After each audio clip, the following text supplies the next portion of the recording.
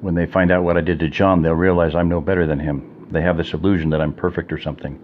Well, I'm not, and now everyone will know it. Nobody expects you to be perfect, Karate Man. The unmistakable voice came from behind him.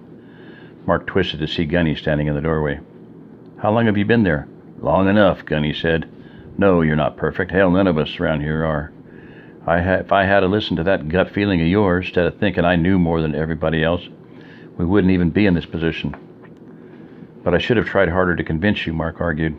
Maybe so. Fact is, there's plenty of blame to go around, but that's not what's important. The important thing is that most everyone is safe. It could have been a lot worse, you know. Everyone might have been dead if it weren't for you. Manny told me most of what happened. You did the best anybody could have.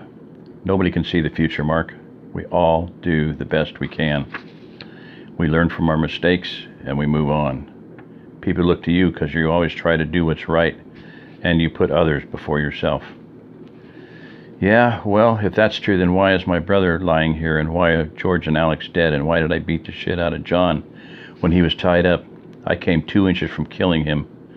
Mark held up his thumb and forefinger to demonstrate the distance.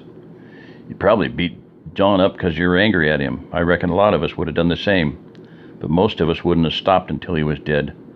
And as far as who lives and who dies, we don't get to make that decision. Yeah, I guess you're right, Mark. Felt a little less guilty, but not much. Now tell me everything that happened, Gunny commanded. Mark told the whole story from the point where he first heard the gunshots. He glossed over the part about him standing in the middle of the street, mowing down biker after biker with the AK. He finished by telling the old man of his suspicions that Barney might have known about the attack and his failed attempt to get John to talk. It seemed like he really wanted me to kill him, Mark concluded. Why would he want to die like that? Because as bad as he hates you, he hates himself 10 times worse. He's been dead inside since he killed his wife, and he wants the outside dead too. Beating him and killing him is just what he wants, Gunny explained. Mark could have slapped himself on the forehead. It made sense. How did you get to be a psychologist, Gunny? Karate Man, you don't live as long as I have without learning a thing or two about human behavior. I guess there's no way to get him to talk. If he wants to die, he'll never talk in hopes that we'll grant his wish. Oh, I wouldn't say that, the old man retorted. The threat of death might not work, but everybody has things that scare them more than dying.